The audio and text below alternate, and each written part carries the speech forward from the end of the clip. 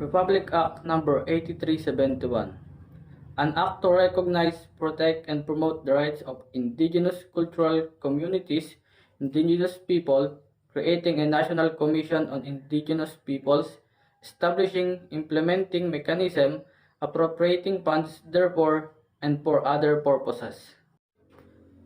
Question: what makes the government think to establish a separate agency which would protect the indigenous people? Maybe because the government is now noticing the changes and the decreasing numbers of indigenous people in our country, because most of the indigenous people right now is starting to integrate. Okay, so let's start with the three theories of justice. So the first theory is the theories of retributive justice, which are concerned with punishment for wrongdoing and need to answer three questions. So what are the three questions? The first question is why punish, or what are the things he or she does, why she need to be punished. And the number two is who should be punished, or who is the person that should be punished.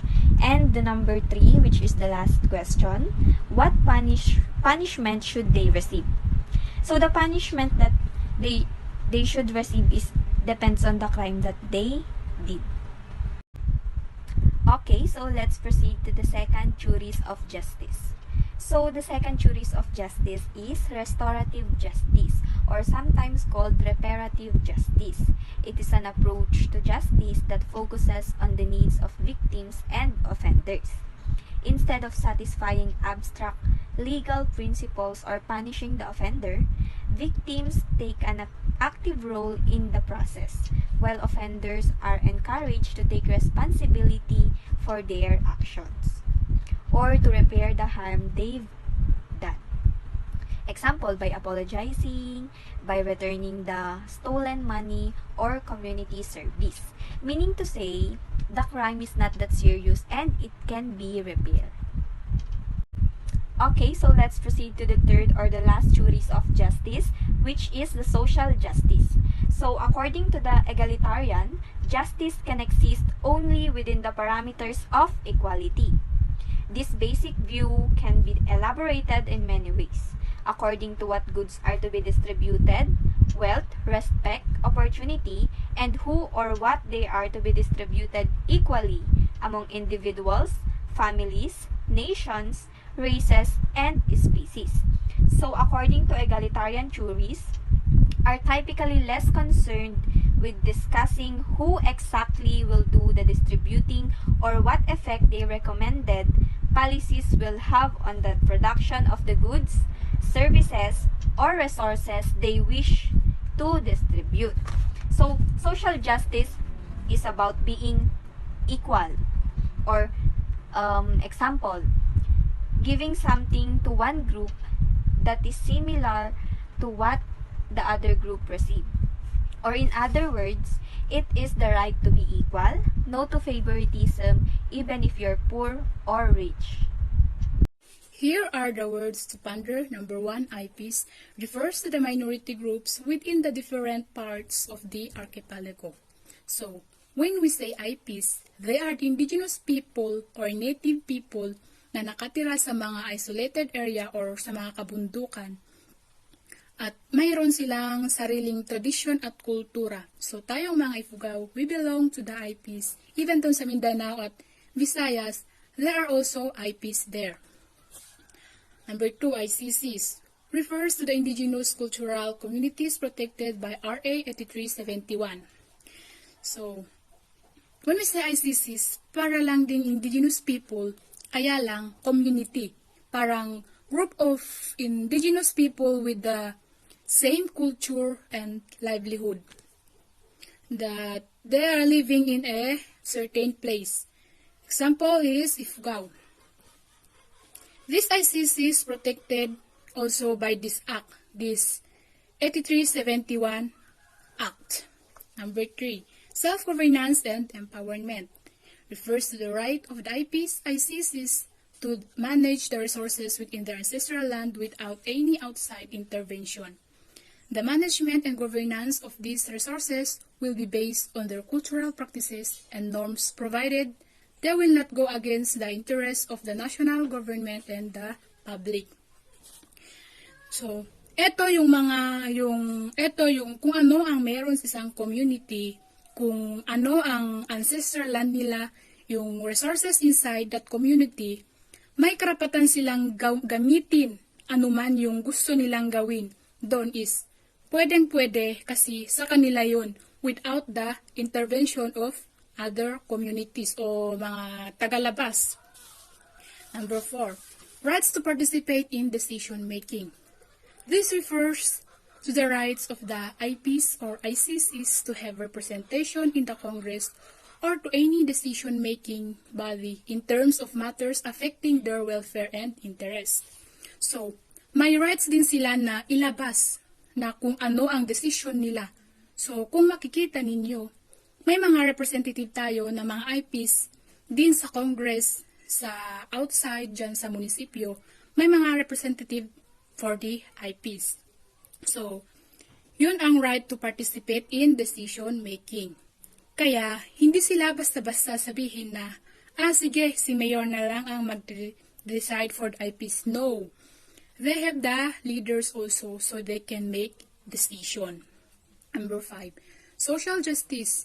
This refers to the cumulative justice accorded to every person in reference to the observance of his rights and responsibilities. So, social justice, yan. Lahat naman ng tao, kailangan makamit ang justisya, diba? So, pati rin ang IPs, they have that social justice, yung parang may nagkasala o nagkamali or kailangan na may pananagutan or kung may taong tagalabas na gumawa ng krimen sa mga IPs ay dapat siyang makulong para mabigyan ng hustisya ang mga IPs. Kasi tao rin sila, hindi sila hayop. So, kailangan mabigyan sila ng hustisya. Number 6, equal protection. This refers to the guaranteed constitutional rights accorded to every individuals where the due process rule is to be exercised. So, kahit yung mga IPs, they have that equal protection. Kaya nga, may mga representative tayo na mga pumupunta sa officials or sa mga congress, sa mga meetings, kasi need natin ng protection. Kaya kahit si Terry Bagilat ay pinaglalaban niya ang mga IPs. So, we have equal protection. Tao rin tayo. Hindi tayo basta-basta native na tao na hindi kailangan ng protection. We need also protection like we need protection on our mountains, for our resources like rivers, forests, yan, lahat na yan. So, kailangan din natin ng ang protection. Freedom from discrimination. This refers to the right of IPs not to be denied equal opportunities in all aspirations, obligations, and the likes. Hindi porket eta ka or ifugaw ka, ang barang pagpupunta ka sa Manila ay i-discriminate kanila. Hindi yan pwede kasi may rules tayong mga IPs or RA na promoprotekta sa atin.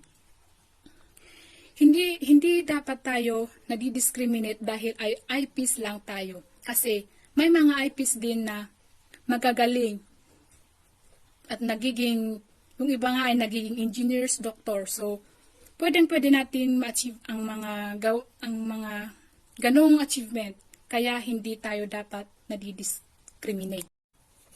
Indigenous Peoples' Right Act 1997 or Republic Act 8371 of 1997. An act to recognize, protect, and promote the rights of indigenous cultural communities, indigenous peoples, creating a national commission on indigenous peoples, establishing, implementing mechanism, appropriating fund therefor, and for the other purposes. An act make provision for the promotion and recognition of rights of indigenous cultural communities, indigenous peoples, ICCs or IPPs, with a view to preserve their culture, tradition, and institution, and to ensure the equal protection and non-discrimination of members. So, the question now is, why government created this act? Or bakit ginawa ng gobyerno ang RA 8371? Ginawa ng gobyerno ang act na ito para protektahan ang mga indigenous people dahil napapansin nila ang pagbabago at pagbaba ng mga indigenous people dito sa ating bansa. Dahil karamihan sa mga indigenous people ngayon, they're starting to integrate or socialize sa mga taong nakatira sa mga cities or downtown. And they also tried to act the same way to them. Napapansin din ng ating gobyerno the changes on their behavior and tradition dahil nawawala na ang kanilang tradisyon and the protection of their culture and their ethnicity. The RA or Republic Act 8371 does not tend to confine them in their defined territories, but it allows the indigenous people to think that they are protected by the government, na hindi sila napapabayaan at hindi nakakalimutan ng gobyerno. Chapter 1, General Provision, Section 1. This act shall be known as the Indeginous People Rights Act of 1997. Section 2, Declaration of State Policies. The state shall recognize and promote all the rights of indigenous cultural communities, indigenous people, ICCS or IPs, here under enumerated within the framework of Constitution. Always remember that Indigenous People Rights Act of 1997 was created under Republic Act number 8371. Under Section 2, A. The state shall recognize and promote the rights of ICC, IPs within the framework of national unity and development. B. The state shall protect the rights of ICC's IPs to their ancestral domain to ensure their economic, social, and cultural well-being and shall recognize the applicability of customary laws governing property rights or relation in determining the ownership and extent of ancestral domain. Letter C. The state shall recognize, respect, and protect the rights of ICC's IPs to preserve and develop their cultures, traditions, and institutions. It shall consider these rights in formulation of national laws and policies. D. The state shall guarantee that members of the ICC's IPs, regardless of sex, shall equally enjoy the full measure of human rights and freedom without distinction or discrimination. E. The state shall take measure with the participation of ICC's IPs concerned to protect their rights and guarantee respect for their cultural integrity and to ensure that members of the ICC's IPs benefit on an equal and footing from the rights and opportunities which national laws and regulation grants to other members of the population. And letter F. The state recognize its obligation to respond to the strong expression of the ICC's IPs participation in the direction of education, health, as well as other services of ICC's IPs in order to render such service more responsive to the needs and desire of this community. Chapter 2. Under Chapter 2, first is the letter A, Ancestral Domains.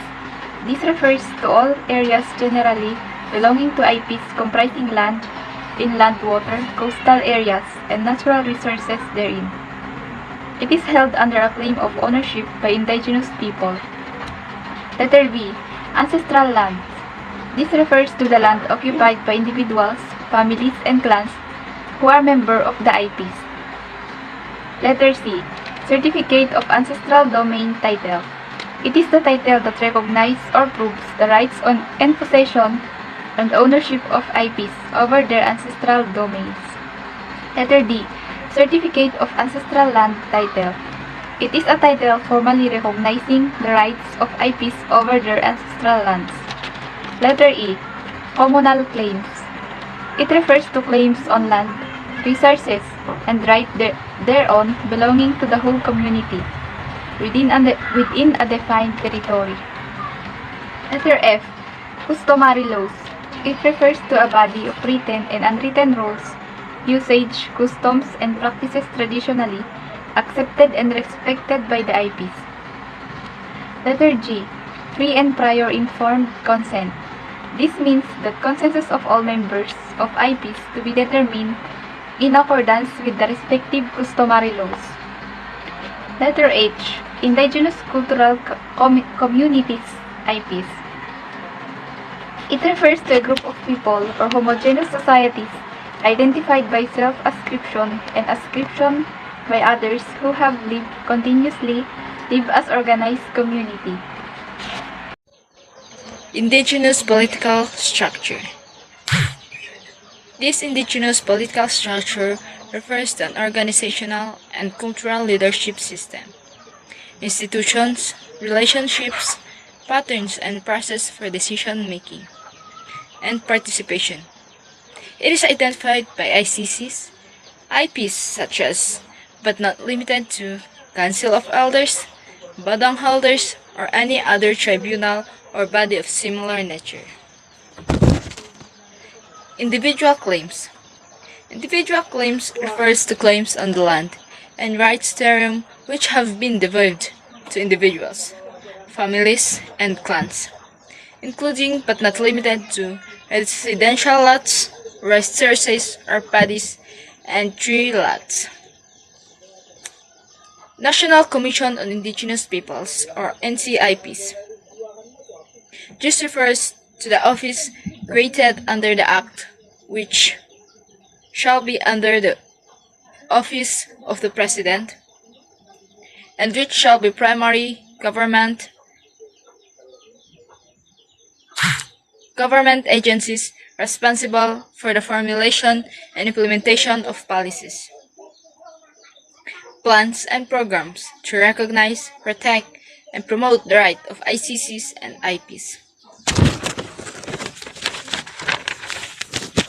Native title. This refers to the Congress' rights to land and domains which, as far back as memory reaches, have been held under a claim of private ownership by ICCs, IPs, have ever been public lands and are thus indisputably presumed to have been held by the way since before the Spanish conquest. Non-government organization. This refers to a private, non-profit voluntary organization that have been organized primarily to delivery of various services to the ICCs and IPs and has been established track record for effectiveness and acceptability in the community where it services. People's Organization. People's Organization refers to a private, non-profit voluntary organization of members of an ICC or IP, which is accepted as representative of such ICCs or IPs. Sustainable Traditional Resource Rights. This refers to the right of an ICC's IPs to sustainably use, manage, and protect and conserve the land, air, water, and minerals, as well as plant, animals, and other organisms. This includes collecting, fishing, and hunting grounds and other areas. Economic, ceremonial, and aesthetic value in accordance with their indigenous knowledge, beliefs, systems, and practices. Lastly, the time immoral. Time immoral refers to a period of time when as far back as memory can go, certain ICCs, IPs are known to have been occupied, possessed in the concept of owner, and utilized a defined territory devolved to them by operation of custom, many law, or inherited from their ancestors, in accordance with their customs and traditions. Good day everyone, this is my report, Chapter 3, Rights to Ancestral Domain. What is ancestral domain? It refers to all areas generally belonging to ICCs and IPs, comprising lands and lands, water, coastal areas, and natural resources therein, held under a claim of ownership, occupied or possessed and by ICCs and IPs, by themselves or through their ancestors, communally or individually since time immemorial. What is ancestral land? Ancestral land, it refers to the land occupied, possessed, and utilized by individuals, families, and clans who are members of the ICCs and IPs, since time immemorial by themselves or through their predecessors in interest, under claimed or individual or traditional group ownership, continuously to the present. What are the rights to ancestral domain? 1. Ownership. This includes lands, bodies of water traditionally and actually occupied by ICCs and IPs, sacred places, traditional hunting and fishing grounds, and all improvements made by them at any time within the domains. 2. To develop, control, and use lands and natural resources.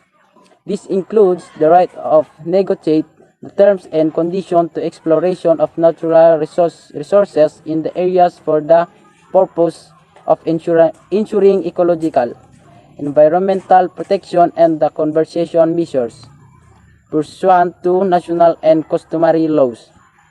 3. To stay in the territories.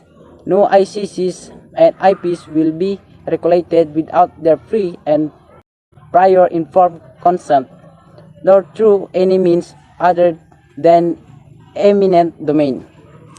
4. To regulate entry of migrants. ICCs and IPs have the right to regulate the entry of migrant settlers and organization into the domains. 5. To claim parts of ancestral domain previously reserved for various purposes, except those reserved and intended for common and public welfare and service. 6. To resolve and conflict in accordance primarily with customary law. Who has priority over natural resources within ancestral domain?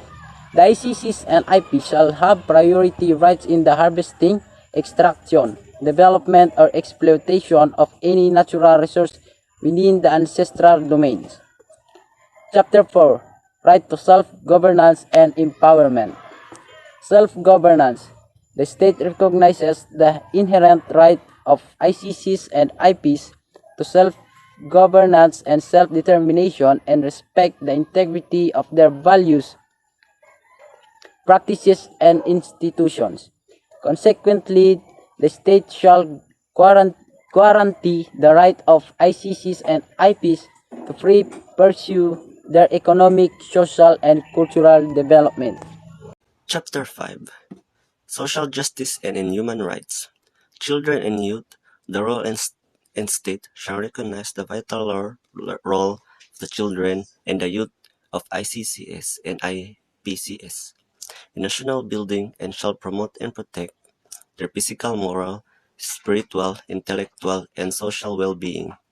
Towards this end, the state shall support government programs intended to develop and rearing the children youth of ICCS and IPCS for civic efficiency and establish such a mechanism as may be necessary for the protection of the rights of indigenous children and youth. Cultural integrity. Rights and religious cultural sites and ceremonies. ICCS and IPCS shall have the right to manifest, practice, develop, and teach their spiritual and religious tradition, custom, and ceremonies. That the right to maintain and protect the access to their religious and cultural sites. The right to use control ceremonial objects and the right to repatriation of the human remains according to the state shall take effectiveness measures in cooperative with the ICCS and IPCS concerned to ensure the indigenous sacred place including burial sites be preserved, respected, and protected. To achieve this purpose it shall be unlawful to indigenous people. Chapter 7. National Commission on Indigenous Peoples. The National Commission on Indigenous Peoples is the agency of the national government of the Philippines that is responsible for protecting the indigenous peoples of the Philippines. The commission is composed of 7 commissioners. It is attached to the Department of Social Welfare and Development. Republic Law 8371, known as the Indigenous Peoples' Right Act, was enacted in 1997. It has been praised for its support for the cultural integrity of indigenous peoples, the right of their lands, and the right to self-direct development of this land. Chapter 8. Delineation and recognition of ancestral domains. Ancestral domain or or ancestral lands refers to the lands, territories, and resources of indigenous peoples, particularly in the Asia-Pacific region.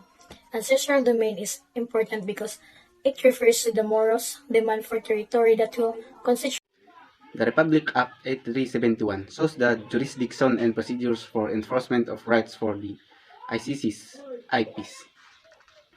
There are 6 procedures in enforcing the rights.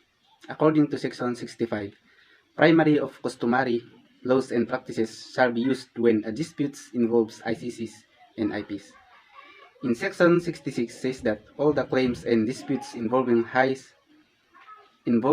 rights of the ICCs and IPs shall undergo through the jurisdiction of NICP for them to formulate policies and plans. After the policies and plans formulated, according to Section 67, then ICP must present their decisions to the Court of Appeals by way of a petition for review.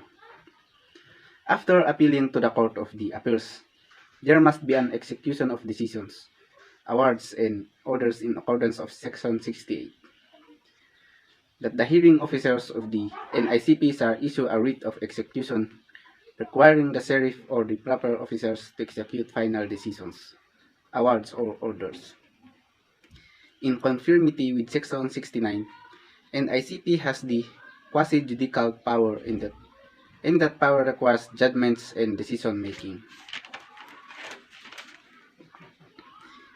And in Section 70 says that there must no restraining order or preliminary injunction against the NICP or any of its duly authorized offices. Now let us talk about the Ancestral Domain Fund of Section 71. The Ancestral Domain Fund is said to be a special fund.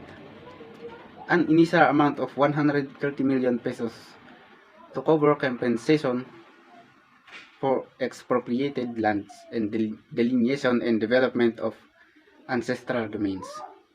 50 million pesos shall be sourced from the gross income of PCSO from its lotto operation and 10 million pesos from travel tax of the preceding years. Chapter 11, the penalties. Now, let's discuss the penalties at kung anong mga seksyon na nakapaloob dito. Let's start on Section 72, the Punishable Act and Applicable Penalties. Sinasabi dito na kung sino mang tao na gumawa ng paglabag sa mga probisyon ng batas na ito tulad ng hindi otorisado o labag sa batas na paghihimasok sa anumang lupain ng mga IPs or ninuno o mga domain gaya ng nakasaad sa Section 10, Chapter 3 o gagawin ang alinman sa mga ipinagbabawal na gawaing binanggit sa Section 21 at 24, Chapter 5, Section 33, Chapter 6 ay dapat silang parusahan alinsunod sa mga nakaugaliang batas ng mga kinaukulang ICCs or mga IPs or katutubong pamayanan. Ang ipapataw nilang parusa sa taong nagkasala ay hindi kamatayan or labis na multa.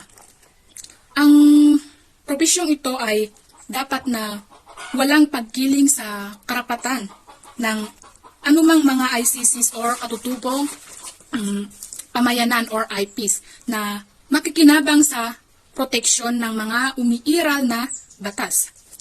Kung saan ang sinumang taong lalabag sa anumang probisyon ng batas na ito at kapag napatunayang nagkasala ay parurusahan ng pagkulong ng hindi bababa sa 9 na buwan. Ngunit hindi hihigit sa 12 taon o multang hindi bababa sa 100,000 piso o pareho ang naturang multa at pagpakulong. Depende sa desisyon o pagpapasya ng korte. Dagdag pa dito, he obliged to pay to the ICCs or IPs concerned whatever damage may have been suffered by the latter as a consequence of the unlawful act. Section 73. Person subject to punishment. Sinasabi naman dito sa Section 73,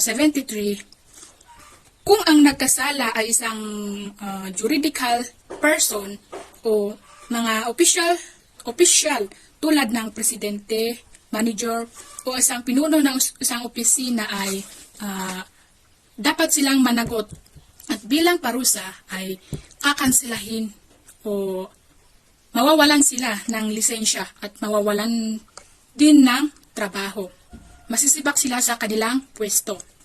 At kung ang nagkasala naman ay isang pampublikong opisyal, ang parusa niya naman ay dapat isama ang walang hanggang diskwalifikasyon upang humawak ng pampublikong katungkulan.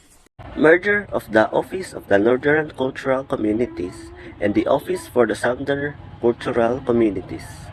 Merger of ONCC-OSCC, the Office for the Northern Cultural Communities, and the Office of the Southern Cultural Communities, created under Executive Order No. 122-B and 122-C, respectively, are hereby merged as organic office of the NCIP and shall continue to function under the relative and strengthened structures to achieve the object of the NCIP, provided that the position of the staff, directors, bureau of directors, deputy executive directors, and executive directors, except position and regional directors and below, are hereby based upon the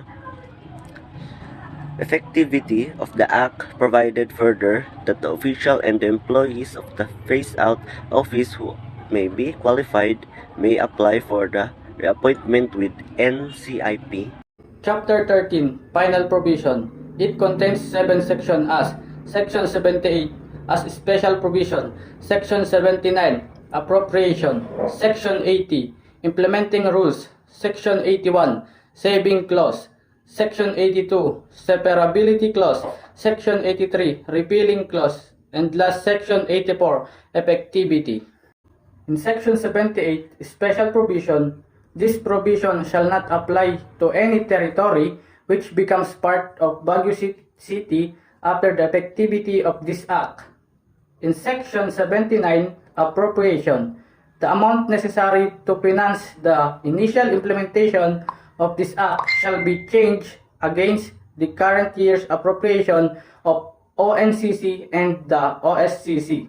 In Section 80, Implementing the Rules and Regulation, it says here that for the effective implementation of this Act, within 60 days, immediately appoint in committee and national cultural committees of the House of Representatives.